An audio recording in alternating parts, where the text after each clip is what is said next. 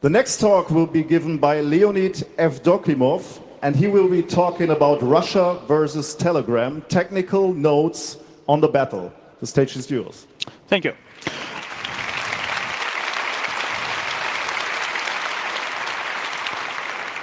I'm greeting all the creatures in this hall, in the cyberspace, and those who are in the future compared to me saying these words.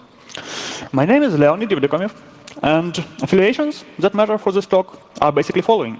First, I love Internet Protocol, and I love measuring networks based on Internet Protocol.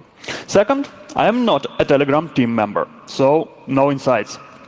Third, I was a happy Telegram user, and when the blocking started, I was extremely disappointed. Basically, I was disappointed enough to do something. But before describing the Telegram incident, I want to give a brief overview of Russian internet censorship landscape. It will give some important context that may help you to prevent some erratic conclusions. First, attempts to filter Russian internet segment. It's not a recent development. There were some activities in that area for like last 11 years. The first documented incident of internet censorship in Russia happened in May of 2007. Court ordered 4 ISPs in Novosibirsk academic campus, also known as Akademgorodok, to ban some extremist websites. Those were small internet service providers, so only a small fraction of users was affected, and the incident hasn't made a loud news story.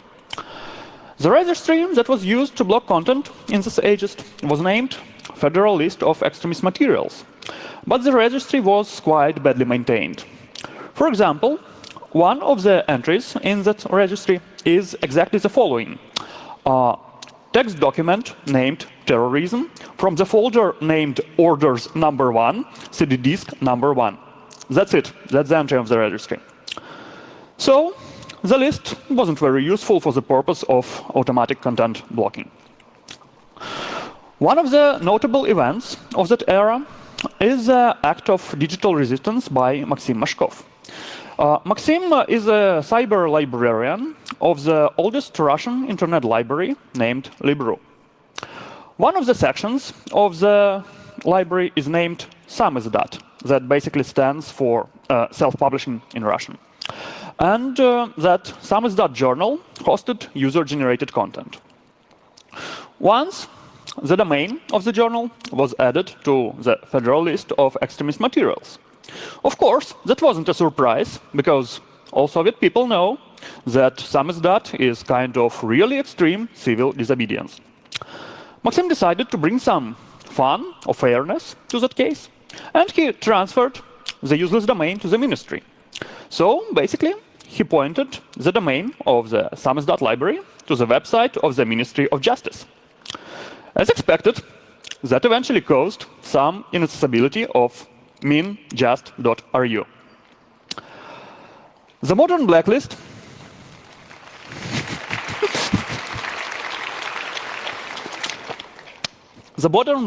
as we know it, it appeared in 2012. The law was brought to protect children of all ages from 1 or 0 to 100 years old, from digital drugs, from child porn, and from various safety guidelines, also known as suicide how-tos.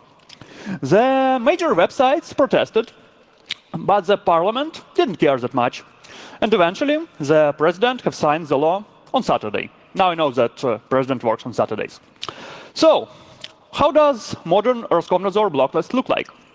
It's an XML file signed with detached signature using ghost cryptography. Also, the bundle of XML file and the signature, it is wrapped up in another XML, as the file is fetched using SOAP protocol. The protocol documentation is publicly available, as well as the API endpoints for testing. The essence that you should know is that internet service providers actually control the filtering equipment they purchase. And Roskomnadzor, it only maintains the blacklist and monitors that filters of internet service providers actually work.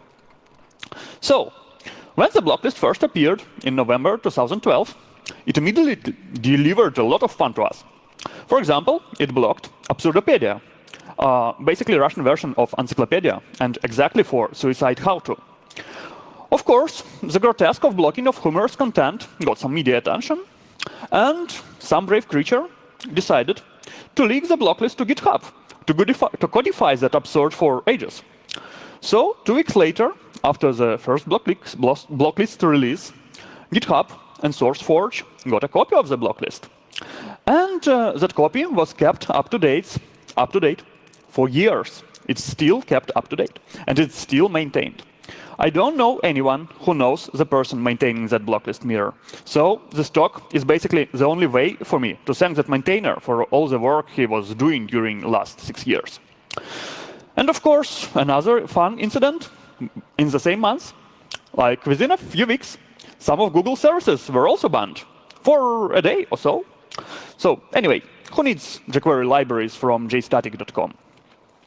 And I can spend the whole time slot of the talk describing funny incidents regarding the block list, but it's not the main topic today. But I can't resist, so I'll just name a few more. First, the Pornhub. It was a pioneer that used legal procedure to unblock the website that was blocked previously. And that legal fight, it deserves some kudos. Second, Roskomnadzor obviously loves TCP dump, for sure. That's the only sane way to explain how certificate authority revocations lists and OCSP responders of Komodo CA were banned. And that CI ban, it caused some quite solid collateral damage and hard to debug problems. Third, Roskomnadzor either have some sense of humor or just lacks sanity checks in blacklist maintenance procedures, so it really banned loopback address for a while. As I've earlier said, Roskomnadzor monitors that ISPs actually implement filters. The reason for monitoring is understandable. The law doesn't matter. The fine and the penalty does. So ISPs got some New Year gifts in 2016. That was a tiny OpenVRT router based on TP-Link platform. Waldix, well-known Russian hacker, has hacked the firmware and highlighted some really nice facts in his research. First, API of the command and control center of those measurement platform, it was reached over HTTPS. Sounds good so far, but unfortunately CA certificates bundle was absent, probably due to image size constraints. Also, SSH was used to do some reverse tunneling. That sounds like a usual and a good idea to penetrate network's address translation as soon as IPv4 is still widely used and the modern IP is not that much, at least in Russia. But server host K check, it was absent, so it was basically disabled. That allowed Waldix to inject some nice screenshot of cyber garbage into Roskomnadzor monitoring pipeline, at least according to his publication. If his prank succeeded, that was the picture that Sensor was seeing in the back office while checking the screenshot of the website that had to be banned. The real issue with the Revisor monitoring system is that it is a black box, at least from ISP's standpoint. It's not publicly documented what sort of behavior the black box has, what sort of filter is good enough, and what sort of filter leads to fines. Eventually, one of maintainers of Revisor system, the governmental employee, has written public frequently asked questions for Revisor on GitHub to help ISPs to comply. And he claims that it reduced overall amount of fines. That sounds like a good activity, but before that, some ISPs had to put that monitoring system, Revisor, into a strict sandbox that had way more tight filters that ordinary users were expecting. And moreover, the sandbox solution was so widely discussed and so popular that it became the logo of semi-official Telegram channel that discussed Revisor-related issues between ISPs and governmental employees. As soon as ISP were forced to comply with the black box, as soon as XML file contained stale IP addresses of the websites to block, as soon as the black box was actually using IP addresses from DNS to check for compliance, because all of that, some ISPs started to feed A and 4A records straight from DNS to their filters. And of course, it was prone to some malicious manipulations by domain name owners. Though manipulations were called DNS attacks, and there were various sorts of them. Some of ISPs used IP addresses from DNS to actually block traffic. That's boring. But those ISPs have brought their users some collateral damage when domain names were pointed to IP addresses of good services. Other ISPs used IP addresses to steer some portion of traffic towards DPI boxes to reduce overall amount of bandwidth going through DPI. That's very smart, and it saves some electricity, so it's kind of green. But unfortunately, it may lead to more specific routes overriding ordinary routing rules when domain names were pointing to IP addresses of peering subnets. Or, in the worst case, routers can just go on strike when blacklisted domain names are pointed to something like 1.5 million of distinct IP addresses and basically overflow routers' TCAM memory. As you can guess, all those incidents have already happened, so no news here. I'm sorry if the history section took too long, but some faults deserve highlighting as they are quite universal across different filtering systems. So the story of incident with Telegram starts here, basically when policeman enters the game. So what's the essence of the reasons to block Telegram? It's quite easy to understand. Terrorists who plot the bomb in St. Petersburg subway, they use Telegram. Also, every ISIS member enjoys slick UI, nice stickers, and videos in circles, according to news and Russian satirical videos. Some people also name popularity of Telegram in opposition groups as a reason for ban. But, you know, discussing the reason of ban is out of the scope of the talk anyway. So, it's easy. Telegram is added to the registry of information distributors, so it has to comply with the law, and it has to do some decryption, schmicryption magic, basically to help police, and otherwise it will be blocked. So, when the Telegram was duly added to the corresponding registry in the classified location, it claimed that it will never hand over keys or do backdoors. So, digital rights NGO called Roskom Svoboda started leading campaign for encryption and stuff. And eventually the court cases were lost, at least in Russian courts. The case was escalated further, but it's boring legal stuff. So the key point is, on the 16th of April, Roskomnadzor started to block Telegram. And following few weeks were named the first Russian civil cyber war. But let me give a bit more context. Telegram wasn't the first messenger that terrorists love. Zello was another one. Zello was also used by protesting truck drivers in Russia. But maybe those drivers were meant to be the terrorists. Who knows? Anyway, once again, out of the scope. So, attempts to block Zello were ongoing since April 2017.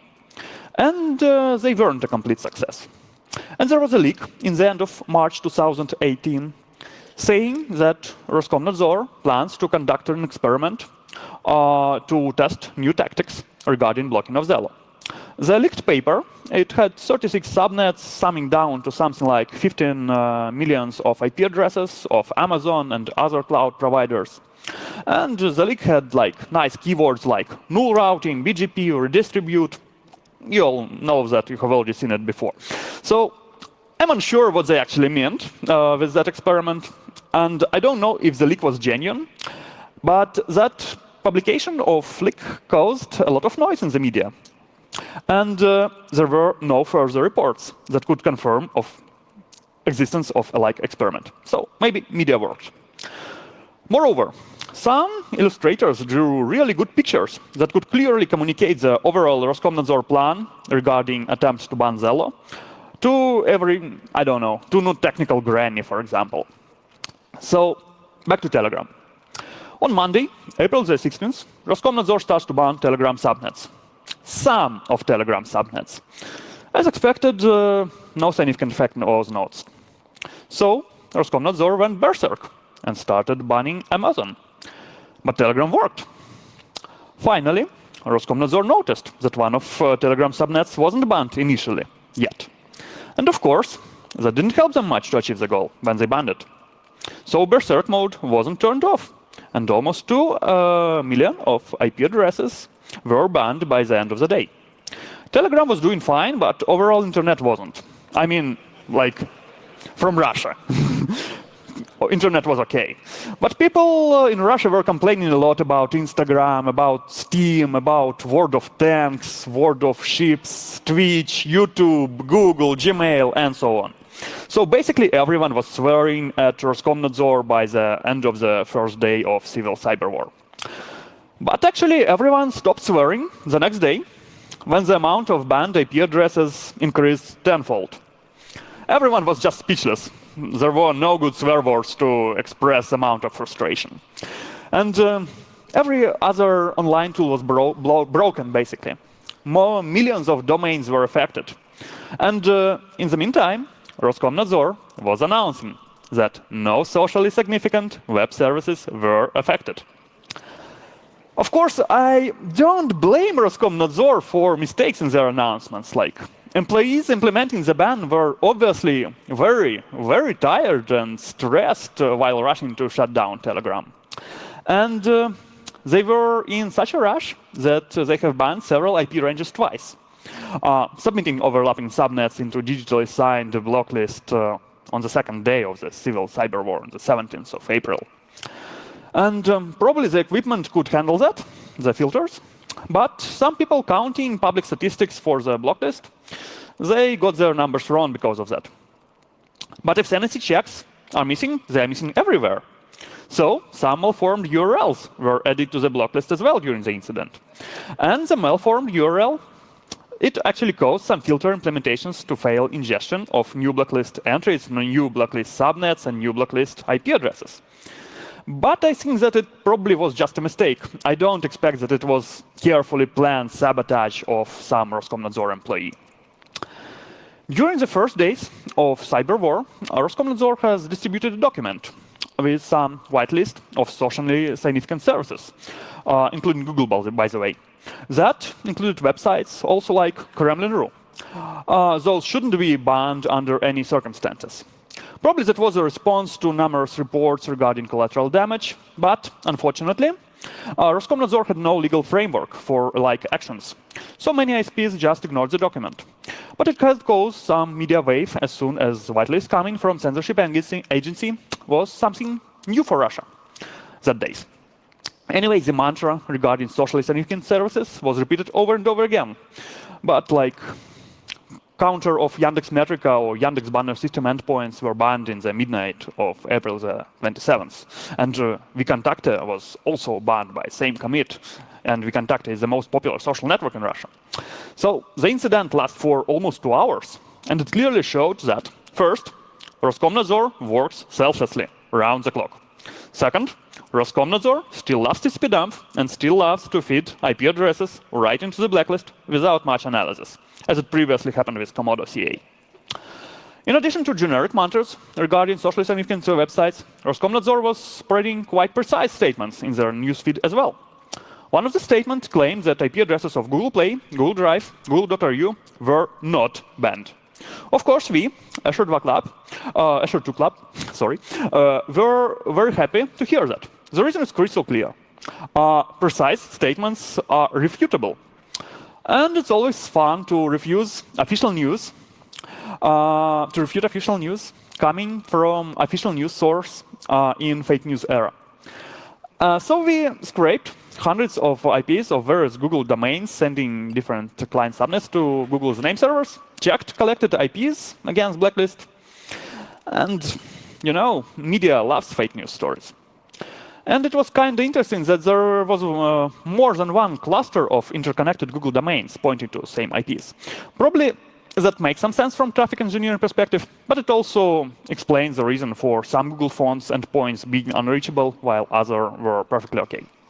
But it wasn't the only fun visualization we made. Like on the April the 19th, we took the RIPE Atlas probes in Russia that observed filtering, pointing them to randomly selected TLS endpoints in filtered subnets, and crafted live whack-a-mole dashboard. The dashboard showed that some ISPs are basically practicing digital resistance. The reason to create a like dashboard was clear for me. I didn't want for huge ISPs, those are too big to fail, to use the possibility of non-compliance as a competitive advantage against smaller independent ISPs who can't take the risk of paying fines. But members of ISP community asked us to hide the dashboard within something like half an hour, for the reason I still don't quite understand. And anyway, non-compliance story still goes on, at least for Rostelecom, the largest ISP that holds like 1/3 of B2C broadband market share. And experiments have shown that Rostelecom doesn't block traffic to blacklisted IPs and subnets completely. It blocks just HTTP and HTTPS traffic. And for example, SSH works perfectly.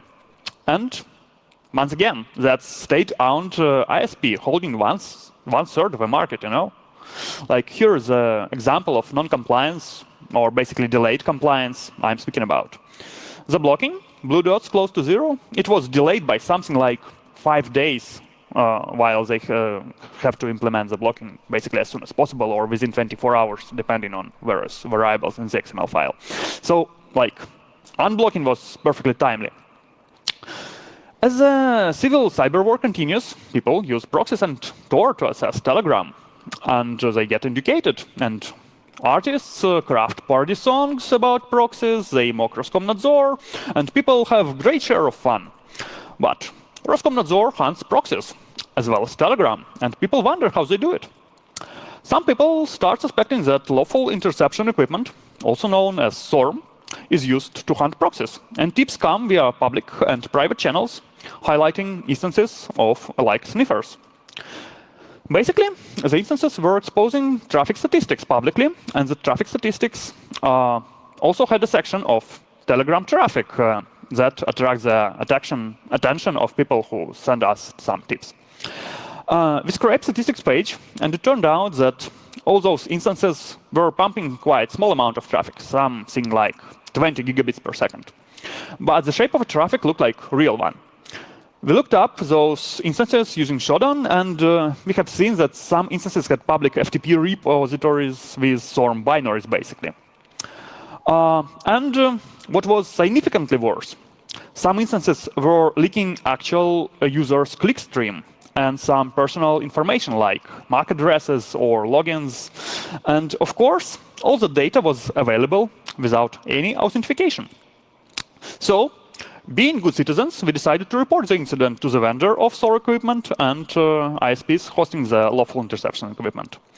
I got no replies, but some instances were like properly secured within the next few weeks, but some weren't. Anyway, we concluded that the tips we got, they had no public evidence that SORM equipment was actually used to hunt Telegram and proxies. At least statistical counters about Telegram, they were 0 because, you know, subnets are blocked. But you also know that absence of evidence is not evidence of absence. Another Telegram story that is kind of interesting is that the protest meetings happened when the app was blocked. As far as I know, it is the very first time in Russia when protest meetings are triggered by blocking of online service. The meeting was scheduled on the last day of April and the first day of May in Moscow and St. Petersburg. On the 28th and on the 28th, the Saturday before the meeting, number of blocked IP addresses went down from 90 million to 15. So it's unclear if the action is caused by the activity of the society, but maybe it's just a coincidence. I don't know. But we assumed that media attention may help to reduce collateral damage caused by massive subnet blocking, and we decided to do some performance. I have previously described DNS attacks that caused a major outage of Trans-Telecom internet service provider. And one of the outcomes of that incident was a chart that was monitoring the count of IP addresses that are pointed by blacklisted DNS entries. Basically, if the chart skyrockets, it may be an indicator that ongoing DNS attack. I have previously registered some expired blacklisted domains for network measurements to present the results of those measurements at the roundtable at the parliament. And those domains were still alive. So I took some of them and added some dynamic DNS zone script. And the script was updating the zone, so nice Morse code appeared on the chart. And the plotted phrase was like digital resistance. Unfortunately, it hadn't triggered any visible actions from Roskomnadzor. But another reason that could explain that is what the performance could be linked to Alexei Navalny's opposition meeting. They had some protest on the 5th of May. So we took that as a hypothesis and continued. First, some cheap drama was added. The chart was doing countdown from 5 to 0. And it was doing it very slowly, and fake drama kind of worked. The countdown has triggered some nervousness. And the message was as friendly as possible. Russia celebrates Radio Day on the 7th of May. That's a professional holiday for all the people involved in telecommunication. And the message was truly pop-off. That is a well-known celebration greeting for that holiday that basically follows Paschal greeting pattern. And that message, it had some effect. Roskomnadzor started to clean up domains from the blocklist while the end of transmission chart was plowed. It caused some nice fade out, but also Roskomnadzor has banned and unbanned like ampersand TLD. Maybe it was a sign of unity and solidarity, I don't know. And second, amount of banned IP address dropped significantly. Third, Roskomnadzor started to remove expired domains from the registry, reducing possible impact of various DNS attacks. So it was maybe a hype-driven cleanup, but the proper expired domains maintenance persisted. And it was good for overall network stability. Maybe it was a coincidence, I don't know. Another unblocking happened on the 8th of June, and anyway, all those cleanups were followed by people computing the statistics of IP addresses that were remaining banned after subnet unban.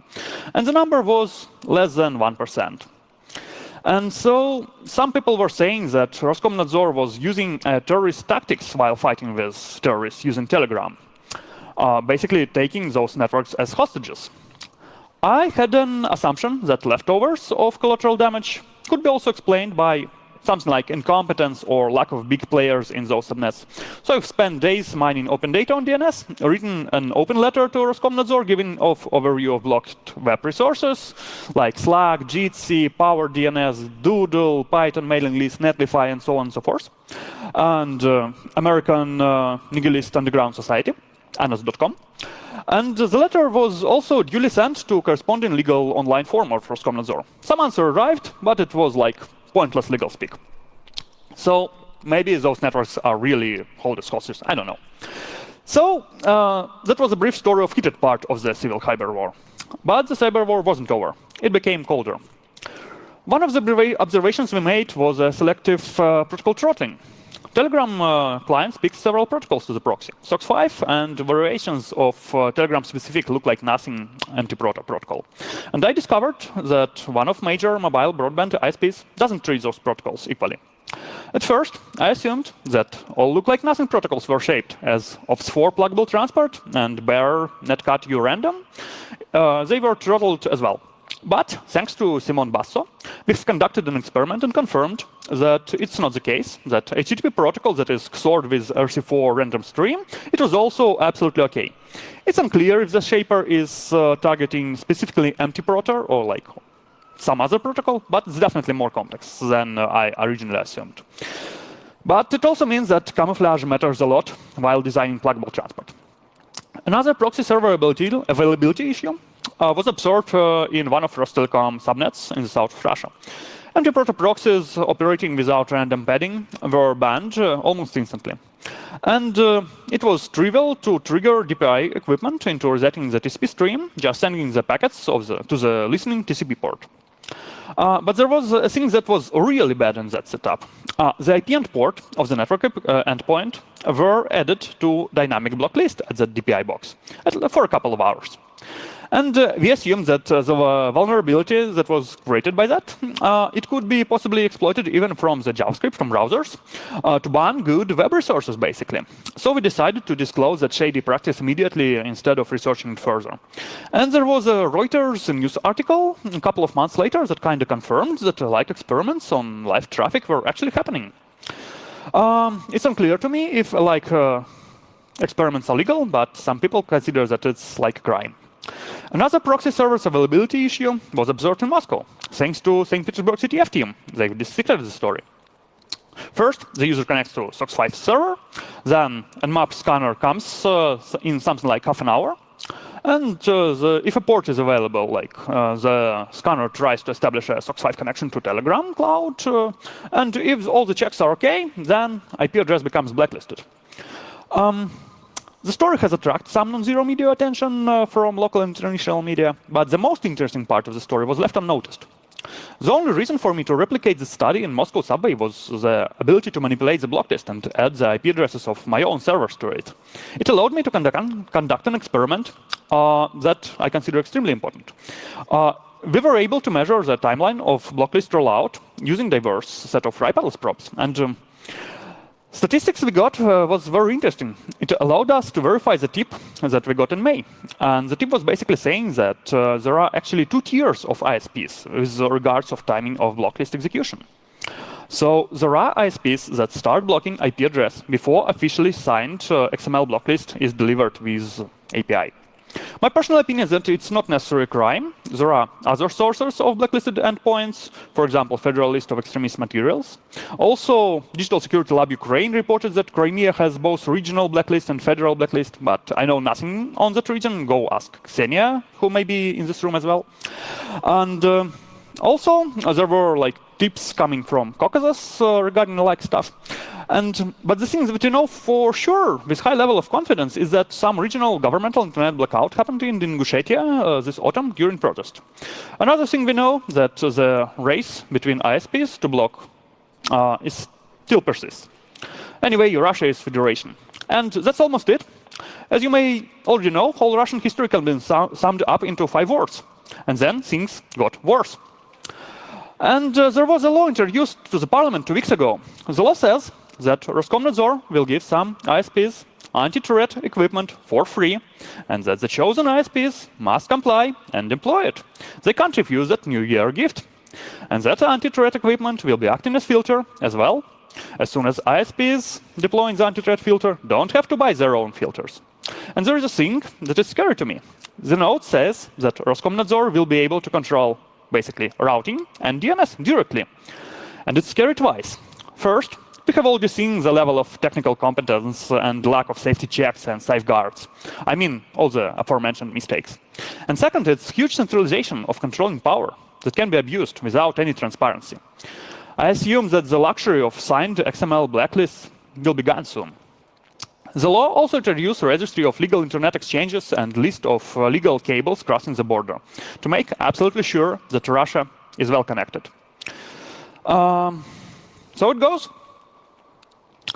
I'd like to thank lots of people and groups who made this talk possible. Philip Kulin, Valdix, Michael Klimerov, Dmitry Nazarov, Alex Rudenko, Dmitry Belavsky, Vartan Khachaturov, Dmitry Moskin, Dmitry Morozovsky, Simon Basso, Maria Xino, Moritz Bratl, Leaked Blacklist Maintainer, St. Petersburg CTF Team, Roscom Svoboda NGO, Digital Resistance Measurement Squadron, The One Who Is to Blame, all the Revisor System fans, NAG Community, RIPE Atlas, and all the relatives and colleagues who helped me to survive while doing all the stuff, sometimes quite nervously and round the clock.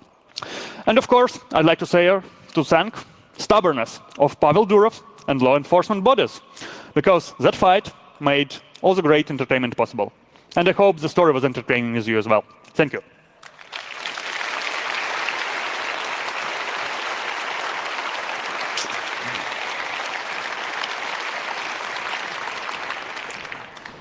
Thank you, Leonid, for the excellent talk. We have 5 minutes left for questions. So if you have any questions, come up to the microphones that are standing in the aisle and to the left and the right, and wait for my signal. Microphone 1, please.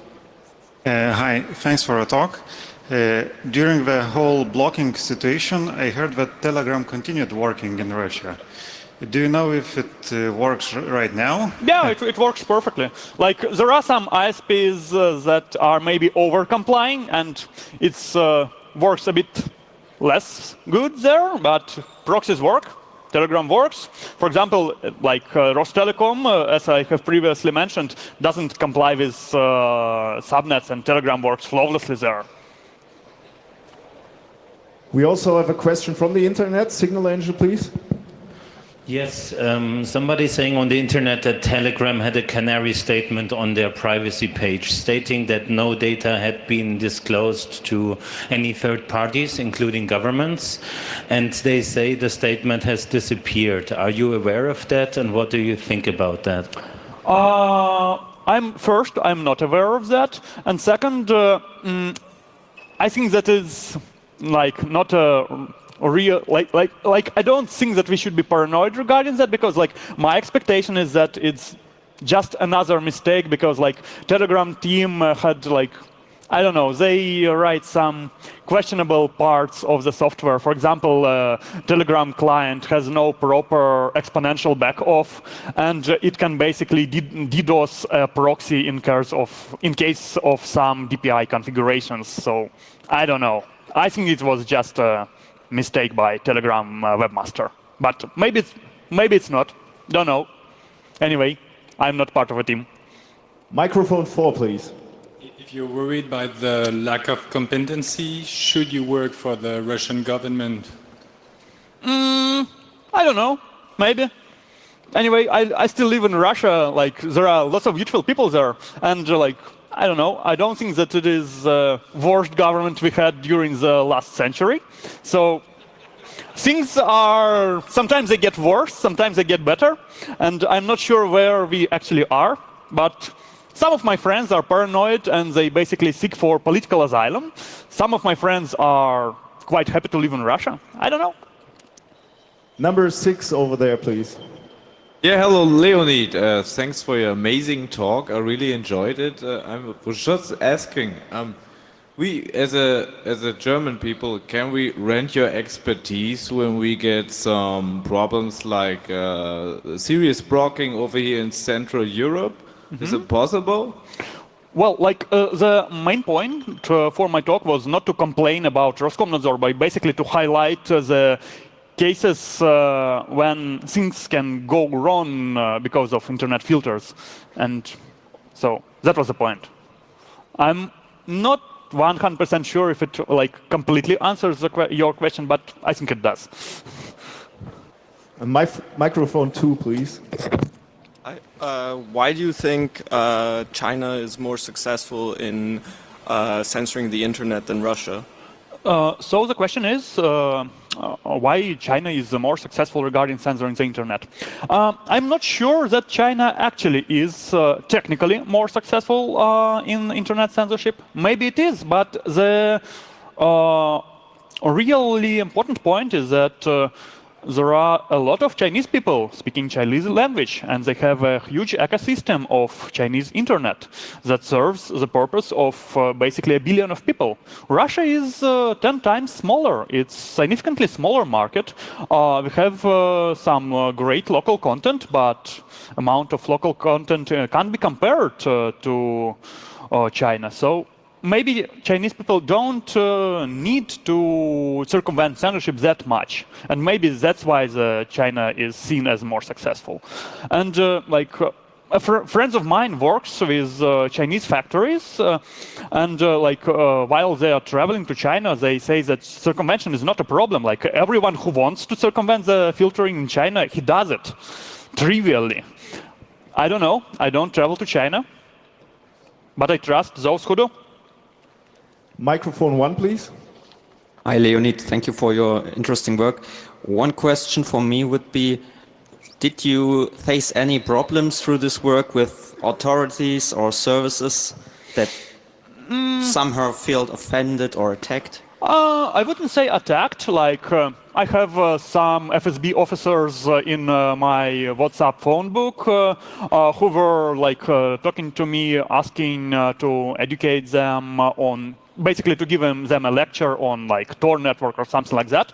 And it wasn't like offensive at all. Like they were friendly, and why not? I think that education of law enforcement is really important, because like law enforcement is doing not only like, I don't know, oppression, but also a lot of dirty work that has to be done somehow.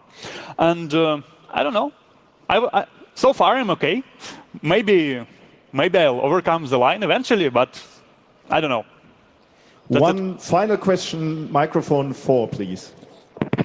Hi, Leonid, and thank you for the talk very much. I heard a popular opinion that after this talk, it's better for you not to come back in Russia. Sorry, can you repeat, please? It's better for you not to come back to Russia after your talk here. Well, so there is such an opinion, and like when I was doing that prank with Morse code, I got a message from a person from Roskomnadzor using Telegram that said that I shouldn't come back, and I was basically coming back from Belarus to Russia, and I don't know, no one had met me. I don't know. We'll see. I'm quite optimistic. Let's thank the courage of Leonid again, and thank you for your excellent talk.